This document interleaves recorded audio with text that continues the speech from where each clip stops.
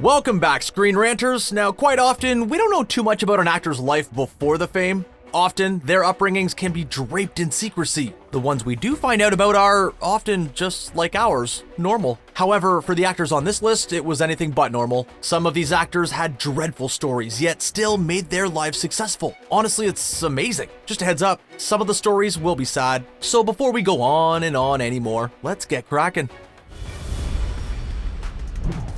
Pulp Fiction, Snakes on a Plane, the Marvel Cinematic Universe, and many more films/franchises have had the privilege of Samuel L. Jackson. I'm here to talk to you about the Avenger Initiative.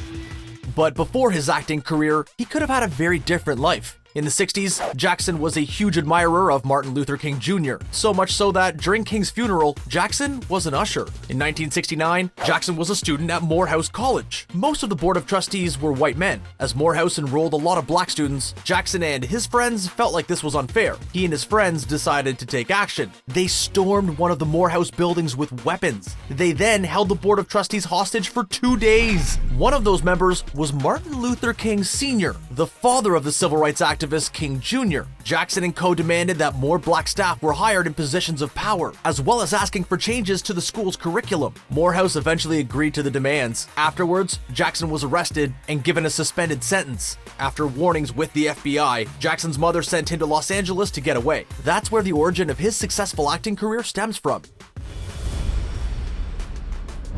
After the release of 1982's E.T., the world had seen a new child acting star in Drew Barrymore. After that, most people would think that she had an easy time, but she really didn't. Give me a break. Barrymore was raised by her mother. Her father left when she was only a couple of months old. As Barrymore got older, her mother's role changed. She wanted to be her friend instead of parenting Barrymore. Her mom would offer Barrymore with an option most days, either go to school or come to Studio 54, which was a well-known nightclub. As a result, Barrymore spent a lot of time at this club, as well as being encouraged to dance with older men. By 12, Barrymore was in rehab for her addictions. When she was 13, she was admitted to hospital for 18 months due to her addictions. During this period, she was institutionalized for an attempt at taking her own life. Once she was released, she successfully filed to be legally emancipated from her parents. From there, Barrymore had to begin her acting career from the bottom. Many in the industry knew about her struggles and treated her poorly as a result. Thankfully, she eventually found her way back at the top, both in acting and producing. At the moment, Joaquin Phoenix is the talk of the film world. When you bring me out, can you introduce me as Joker? After his outstanding performance in Joker, his acting stock is as high as ever, yet his childhood gave him a difficult start. Phoenix's parents were part of the Children of God in the 60s and into the 70s. This group was a religious cult that traveled around to spread their message. At one point, they ended up in South America. On this journey, Phoenix and most of his siblings were born. Phoenix and his siblings were encouraged to go busking on various streets to sing about their group's version of God, and make a little money as well. Phoenix's parents were well thought of in the cult. They were made the Archbishops of Venezuela and Trinidad at one stage. In 1977, Phoenix's parents came to a realization. They saw the controversial direction the Children of God were heading towards. As such, they decided to leave and save themselves and their children. However, they were now penniless and expecting another child. The Phoenix family got on a boat from Venezuela to Miami, all so they could escape the only life that they'd ever known and onto a better one. Sadly, Phoenix would suffer further with the loss of his brother River later on. Phoenix has done a great job at starting over multiple times. MCU and Iron Man fans may recognize this actor. We're of course talking about the first James Rhodes, Terrence Howard. Well, before his acting career, Howard had a dreadful start to his life. His parents were in a very toxic relationship. His father, Tyrone, would regularly beat Howard as a young boy. During Christmas, when Howard was 2, the whole Howard family went to the mall to see Santa Claus. The family waited in line for a while, and soon after, an argument between Tyrone and another man, Jack Fitzpatrick, kicked off.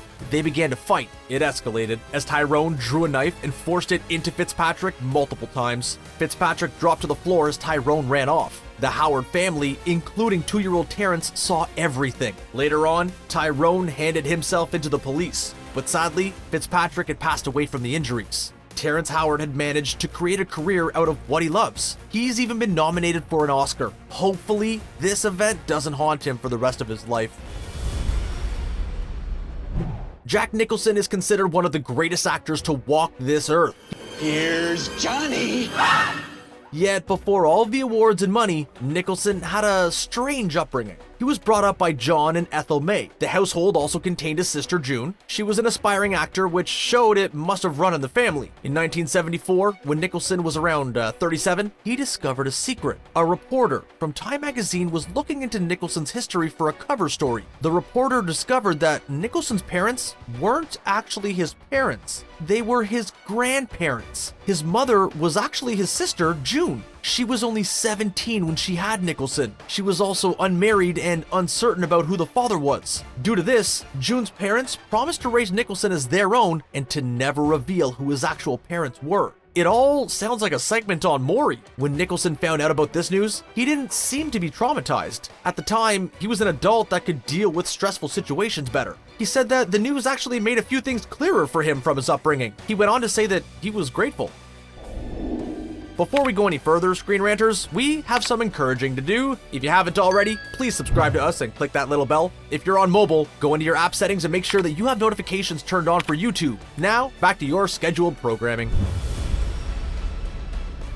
Oscar winner Charlize Theron is going to be one of the stars in Bombshell. Her great relationship with her mother all stems from a grim experience. Back in her childhood, Theron was living in South Africa. She just returned home from boarding school at 15 years old. Her parents had a troubling relationship. Her father was an alcoholic. While he didn't hit Theron, he was often verbally abusive. The year was 1991. Her father and uncle returned to the house. They'd been out drinking, heavily. Theron's aunt called the house to let them know something was wrong. Her father came in shouting and threatening Theron and her mother. They locked themselves in a bedroom and leaned against the door. He tried to break in, but couldn't, so he went and found his shotgun. He fired into the door multiple times. Now, by some miracle, neither Theron nor her mother were injured. Her mother went and grabbed her own weapon to protect her daughter. She shot at Theron's father and uncle. The uncle was wounded, but her father succumbed to his injuries. Thankfully, no charges against Theron's mom came to pass. She was seen as acting in self-defense. While Theron has said the event will always live with her, it doesn't rule her life. Kelsey Grammer is one of the most successful TV actors of all time. His show Frasier is littered with awards. Before all this, however, Grammer would contend with a lot. When he was 13, a random, unhinged man would change Grammer's life. The man had set fire to the family car, all so he could get someone out of the house. He had no personal connection to the Grammer family whatsoever. Grammer's father, Frank, was the first to inspect what had happened. The crazed man fatally shot Grammer's father outside their family home. When Grammer was 20, he would suffer another loss. This time, his sister, Karen, would be the victim of a horrific kidnapping and slaying. Grammer had to identify Karen's body at the police station. Finally, in 1980, when Grammer was 25, the loss of family would continue. His two half-brothers, Stephen and Billy, were scuba diving off the coast of the Virgin Islands. As they rose to the surface, Stephen realized Billy hadn't come up. He dove under to find him. Both brothers perished under the water. Grammer has done amazing to keep persevering after his terrible experiences. Hopefully, the rest of his life will lack any further tragedies. Soon, Woody Harrelson will be gracing our screen as Carnage in the Venom sequel. There's gonna be carnage. Throughout his career, Harrelson has proven his acting ability when portraying a psychopath. This skill may have come from a particular family member. Harrelson was pretty much raised by his mother. His father dipped in and out of his life, eventually leaving completely in 1968. Not much thought was given to by Harrelson on where his father was. One day in 1980, Harrelson would find out on the radio. He heard that Charles Harrelson, his father, had been arrested. As it turns out, his father was a hitman. He was arrested for the assassination of Judge John H. Wood Jr. As he was arrested, Charles spoke about his involvement in the John F. Kennedy assassination as well. However, the FBI could find no evidence of this being true. Charles was sentenced to 2 life sentences. After that, Harrelson would visit his father in prison. He described them as becoming friends rather than having a father-son relationship. In 2007, Charles would pass away while in prison. Harrelson will rarely discuss his father. With that much heartache, it's understandable to see why.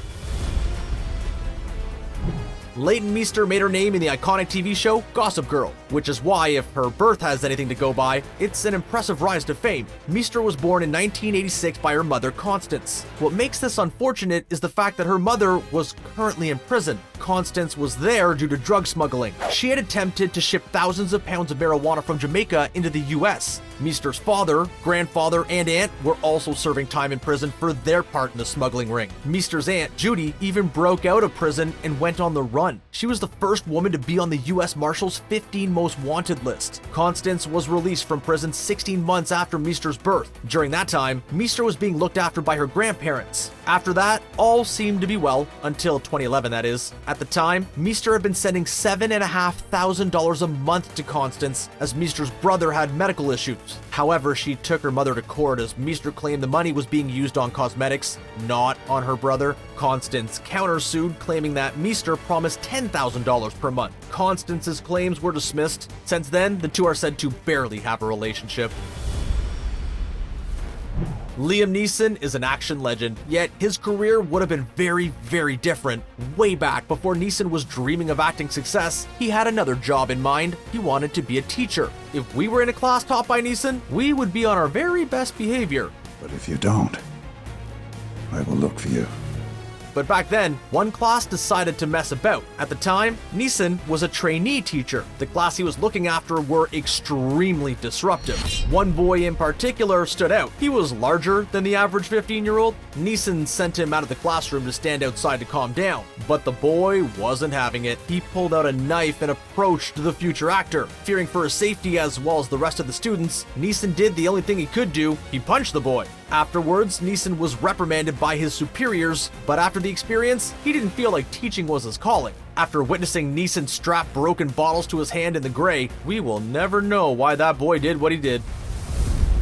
And that's a wrap. Yeah, that was some film-related trivia. Do you know of any other actors with extraordinary lives before fame? Put your thoughts into the comments down below. We'd love to read what you got. If you like the video and want to see more, please give us a like. It really helps us out. That and sharing the video to everyone you know. Thanks for joining us today. We'll see you next time.